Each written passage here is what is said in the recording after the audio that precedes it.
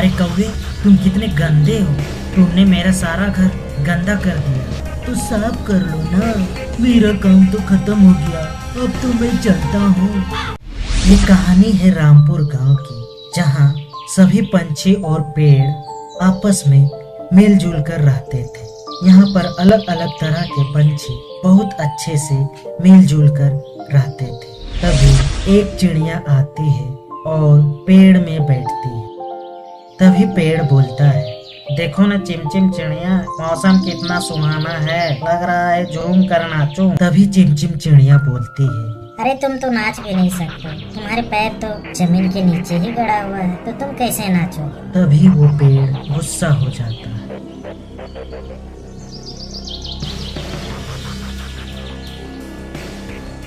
चिमचिम चिड़िया गिर जाती है और वो पेड़ बोलता है, देखे चिमचिम चिड़िया, मैंने तुझे गिरा दिया ना। तुम बोलती हो कि मैं नहीं नाच सकता, नाच के दिखा दिया और तुम्हें गिरा भी दिया।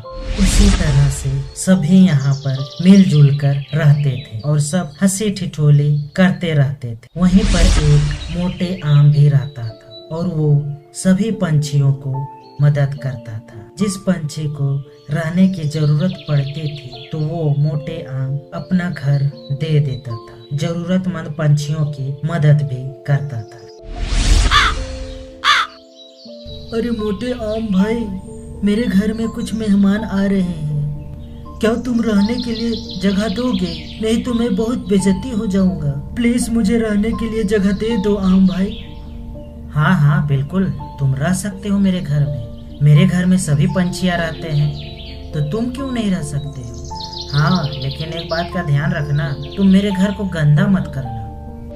कौवा कुछ दिन रहता है और आम के घर में काफी गंदगी फैला देती है, जिससे मोटा आम देखकर काफी गुस्सा हो जाता है और उसे बोलता है, अरे कौवे, तुम कितने गंदे हो। तुमने मेरा सारा घर गंदा कर दिया, तुम बहुत बेकार हो। तभी कौवा बोलता है, तो उससे मुझे क्या मोटे आम भाई, तो साफ कर लो ना, मेरा काम तो खत्म हो गया। अब तो मैं चलता हूँ। इस तरह से वो बोलकर वहाँ से चला जाता है। कुछ दिन बीतता है और बारिश का मौसम आता है। सभी पंछियाँ अपने अपने घर बना रहे थे और चिमचिम चिड़िया भी अपने घर बनाने के लिए काफी मेहनत कर रही थी। लकड़ी इधर उधर से इकट्ठा कर रही थी और वो एक दिन मोटे आम के पास आती है। मैं काफी मेहनत कर रही हूँ घर बनाने के लिए, क्या तुम रहने के लिए घर दोगे? तो मोटे आम बोलता है, हाँ रह सकती हो, क्यों नहीं। इसमें पहले कालू कौवा आया था रहने के लिए, लेकिन उसने घर काफी गंदा कर दिया था। तुम यहाँ आराम से रह सकते। और उधर बेचारा कालू कौवा का घर नहीं था और वो बारिश में काफी भीग रहा था और बीमार भी हो गया था। अंतिम में वो मोटे आम के पास जाता है और कहता है, मोटे आम भाई, मैं बारिश में काफ़ी भीग गया हूँ और मेरी तबीयत भी खराब हो गई है, क्या तुम मुझे रहने के लिए घर दोगे?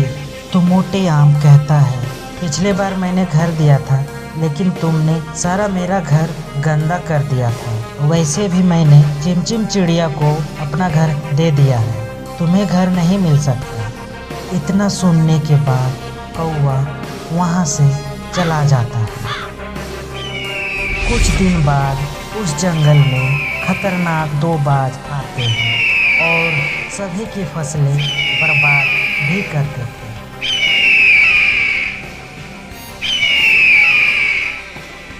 एक दिन मोटे आम के पास आया और कहता है, अरे मोटे आम, अब तो कहाँ बचेगा, तेरी भी फसल खराब होगी। तू बहुत सी चिड़ियों को रहने के लिए जगह देता है ना, मैं तुझे बर्बाद करूँगा और तुझे नष्ट कर दूंगा। उसी समय चिमचिम चिड़िया आती है और बोलती है, ओ खतरनाक बाज, उसकी फसल खराब करने से पहले हमसे तुमको लड़ना पड़ेगा। यदि हमसे जीत जाओगे, मोटे आम की फसल बर्बाद कर सकते हैं।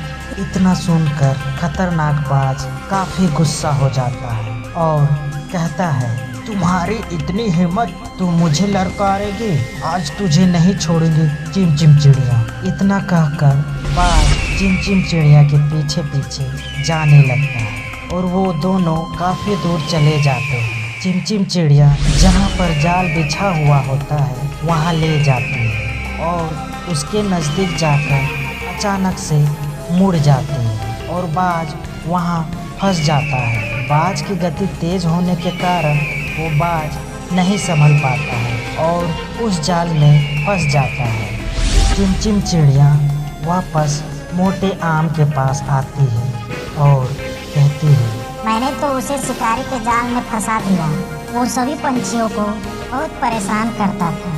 तो मोटे आम कहता है, चिम चिम चिड़िया, तुमने अपने जान की बाजी लगाकर मेरी जान बचाई है, इसके लिए मैं तुम्हें बहुत बहुत धन्यवाद करता हूँ। अरे मोटे आम भाई, इसमें धन्यवाद की क्या बात है? तुमने उस दिन मेरी मदद की थी, इसलिए मैंने भी मदद की। मोटे पपीता बोलता है, तुम हमेशा हमेशा के लिए मेरे ही घर में रह सकते हो और तुम्हें किसी चीज की जरूरत पड़ेगी, उस जरूरत को पूरा कर दूंगा और मैं हमेशा तुम्हारी मदद करूंगा। तो चिम चिम चिड़िया काफी खुश हो जाती है और उसी आम के घोंसले में रहने लगती है। इसीलिए दोस्तों एक कहावत है, बुरा करोगे तो बुरा होगा और अच्छा करोगे तो अच्छा होगा।